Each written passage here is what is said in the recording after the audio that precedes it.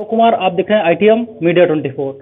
आज हमारे साथ एक संगठन के SK सिद्धार्थ जी मौजूद हैं, जो आपको बताएंगे कि संगठन में किन किन मुद्दों पर कार्य होता है, कैसे कार्य होता है और इसमें क्या क्या विशेषताएं हैं, संगठन लोग बनाते क्यों हैं। इन सारे मुद्दों पर हमारे साथ बात करने के लिए आज SK सिद्धार्थ जी मौजूद हैं। सर, आपका हमारे चैनल में स्वागत है। धन्यवाद। सर, हमारे दर्शकों को आप बताइए कि एक संगठन बनाना जरूरी क्यों होता है। जरूरी इसलिए होता है क्योंकि संगठन के माध्यम से समाज तक जो है, समाज की जो समस्याएं होती हैं लोगों की, उनको पहुंचाने में आसानी रहती है। तो आपने, मेरी जानकारी में आपने संगठन बनाया है, आपके संगठन का नाम क्या है। ये मेरे संगठन का नाम है भीमराव अम्बेडकर जन सेवा समिति। सर, ये आपके संगठन जो आपने भीमराव अम्बेडकर जन सेवा समिति बनाया है, इसके उद्देश्य क्या है, कैसे। इसका उद्देश्य है समाज में जो है जागरूकता फैलाना, बहुजन महापुरुषों के नामों को, उनके कार्यों को, लेख को जो है पहुंचाना, जो है हम लोगों का प्रमुख कार्य है संगठन का। तो काफी मतलब जानकारी में आया है कि आपका संगठन जो है लोगों के प्रति जागरूकता अभियान चलाता है। किस प्रकार की जागरूकता अभियान चलाता है? हम लोग जो है आरक्षण के मामले में, संविधान के मामले में और लोगों की समस्याओं के मामले में जो समस्याएं होती हैं उनके बारे में हम लोग जागरूकता फैलाते रहते हैं और हम लोगों के कार्यक्रम हमेशा लगे रहते हैं। तो सरकार भी तो लगातार जागरूकता अभियान चला रही है। सरकार फैला रही है, लेकिन वो अपने हिसाब से सरकारी कार्यक्रमों को फैलाते हैं, बल्कि जो समाज की समस्या है वो सब नहीं करती है। आपको क्या लगता है कि सरकार अभी लोगों को जागरूक नहीं कर पा रही है। सरकार कर रही है, लेकिन वो अपने क्षेत्रों में कर रही है, हम लोग अपने क्षेत्रों में कर रहे हैं। जी। तो सरकार लगातार जगह जगह वो भी अभियान चलाती है, लोगों को जागरूक करती है। तो और उसके कामों में और आपके संगठन के कामों में डिफरेंस क्या है, अंतर क्या है। हम लोगों में डिफरेंस है कि वो आरक्षण को खत्म करना चाहते हैं और हम लोग आरक्षण को लागू कराना चाहते हैं। तो आरक्षण क्यों लागू कराना चाहते हैं, क्या। हम लोग इस समय ये चाहते हैं कि निजी क्षेत्र में सरकार जहाँ पे सरकारी कंपनियों को बेच रही है और वहाँ से नौकरियों को समाप्त कर रही है और सारा सब कुछ प्राइवेट सेक्टर पर निर्भर हो रहा है, तो हम ये चाहते हैं कि सभी वर्गों को निजी क्षेत्र में, वो निजी क्षेत्र जिस क्षेत्र में सरकार की सहभागिता हो, सरकार का कहीं न कहीं किसी न किसी मामले में प्राइवेट कंपनियों में इन्वॉल्वेशन हो, उन कंपनियों में जो नियुक्तियां हों वो शिक्षा के आधार पर नियुक्ति हो और शिक्षा के आधार पर ही उनका वेतन दिया जाए। जैसे कि आज की तारीख में आप देख रहे हैं कि 300 से 400 रुपये मजदूरी है मजदूर की। तो अगर 300 से 400 रुपये की मजदूरी है और 9,000 अगर 3,000 के हिसाब से मान लिया जाए तो 9,000 रुपये महीना एक मजदूर की मजदूरी है। तो क्या जो बच्चे कक्षा 10, 12 और BA, MA पढ़े हुए बच्चे हैं, तो क्या उनकी मजदूरी उनसे बढ़ के नहीं होनी चाहिए।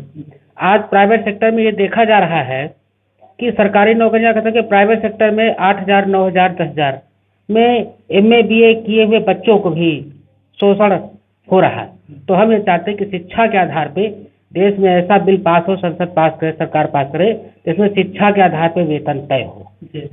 तो आप लगातार आपके संगठन में भी काम होते रहते हैं, तो क्या आपके और कौन कौन से कार्य करवाते हैं आपके संगठन। हम लोग समाज की जो समस्याएं हैं, किसी के तहसील की है, कचहरी की हैं, ये हम लोग सब उनकी समस्याएं हल करते रहते हैं और कोई घटनाएं हो जाती वहाँ पे भी उनको न्याय दिलाने की हम लोग जो है बात करते हैं कि उनको न्याय मिलना चाहिए। तो अगर हमारे दर्शकों, जो लाखों दर्शक हमारे हैं, इसमें अगर किसी को कोई प्रॉब्लम हो तो आप लोग उसको कैसे सॉल्व करेंगे, किस प्रकार से। हम लोग वहाँ पे सबसे पहला काम हम लोग वहाँ पहुँचते हैं, पहुँचने के बाद समस्या सुनते हैं, समस्या सुनने के बाद जो जहाँ से होने वाला होता है, हम लोग हमारे कार्यकर्ता पदाधिकारी हम लोग मिल करके उसको न्याय दिलाने की भरसक कोशिश करते हैं। तो अच्छा, तो फिर और कौन कौन से काम होते हैं आपके संगठन में, सिर्फ यही न्याय दिलाना या फिर और कोई। ये भी है कि सामाजिक जागरूकता है और जैसे कि बहुजन समाज में है, महापुरुषों की मूर्तियां हैं,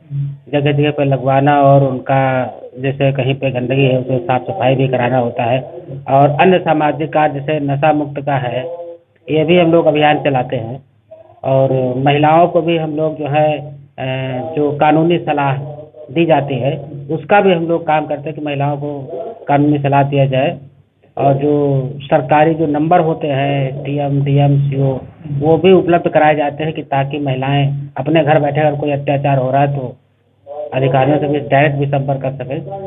ये भी सब जागरूकता।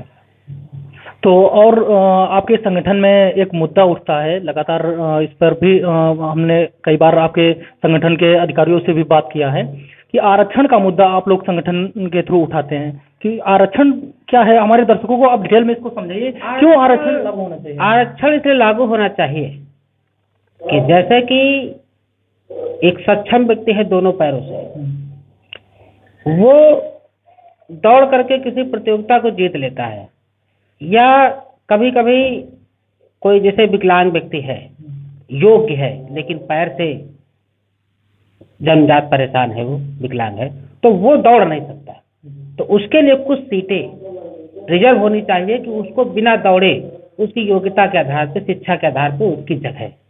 तो सरकार तो इस पे कई मतलब विषयों पर वो काम भी कर रही है, बहुत जगह वैकेंसी भी निकालती है, तो फिर इसमें क्या आपत्ति है। काम कर रही है, जो भी सरकारी नौकरियां देखी गई हैं उसमें विकलांग स्तर पर नहीं है, सिर्फ कास्ट स्तर पे SC OBC और जनरल के साथ जो कैटेगरियां होती है उनके तो आरक्षण है, लेकिन विकलांग का कोई विशेष महत्व तो नहीं है।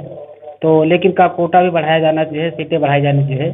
जैसा कि आपने बसों में देखा कि विकलांग की एक सीट रिजर्व है, तो इसलिए उसको सुविधा देने के लिए।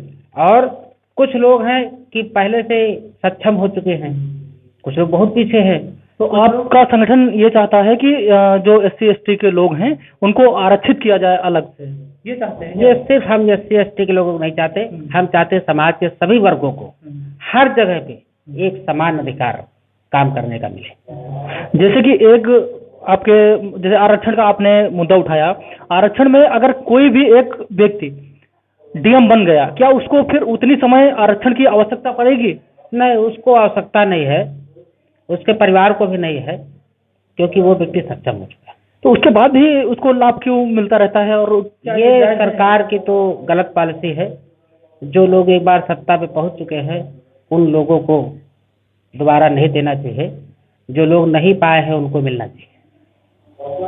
जी, तो बहुत सारे मैंने संगठन देखा है जो शुरुआत में तो जनहित के मुद्दे उठाते हैं, जमीनी जो मुद्दे होते हैं उनको उठाते हैं, उसके बाद में ये राजनीतिक हो जाते हैं, ऐसा क्यों। देखिए, हर चीज डेवलपमेंट के लिए बनी है, और राजनीति एक ऐसी चीज है या सामाजिकता भी एक ऐसी चीज कि हर व्यक्ति आगे बढ़ना चाहता है, और बढ़ने के लिए कभी कभी लोग पहले पेंसिल पकड़ते हैं, बच्चे पेंसिल से पेन पे आते हैं, तो मतलब कि एक प्रैक्टिकल है, सीखते संगठन में हैं और बाद में वो पॉलिटिक्स में जाते हैं। तो ये आपका प्रयोगशाला होती है।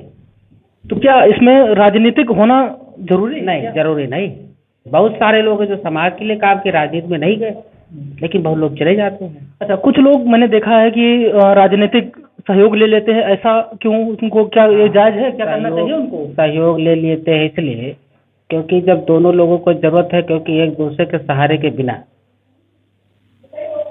संभव नहीं, डेवलप होना संभव नहीं।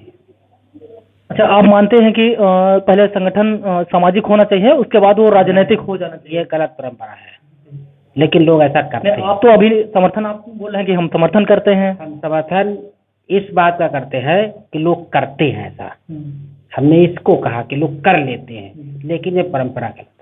अगर राजनीति करना है तो सीधे राजनीति में आइए, फिर वो ना करिए। अच्छा, अगर करना है तो मत आइए। अगर आपको राजनीति की तरफ से या नेताओं, बड़े बड़े नेताओं की तरफ से ऑफर दिया जाएगा तो क्या आप उनके शरण में जा सकते हैं। देखिए, हमारा जो भीमराव अम्बेडकर जन सेवा समिति है, ये किसी पॉलिटिक्स के लिए नहीं है।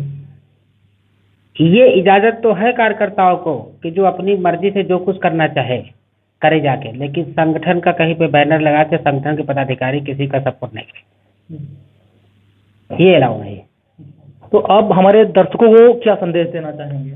हम दर्शकों को संदेश देना चाहते हैं कि जो भी व्यक्ति, जो भी संगठन जिस नियत से बने, उसको उसी नियत से ईमानदारी के साथ काम उसको करना चाहिए, किसी प्रकार का इधर उधर उसको नहीं करना चाहिए। और जो पाठक, जो दर्शक हैं, हम ये चाहते हैं कि जो उनके मन में है अपना ईमानदारी से काम करें, और किसी प्रकार का जो है कानून का उल्लंघन भी न करें।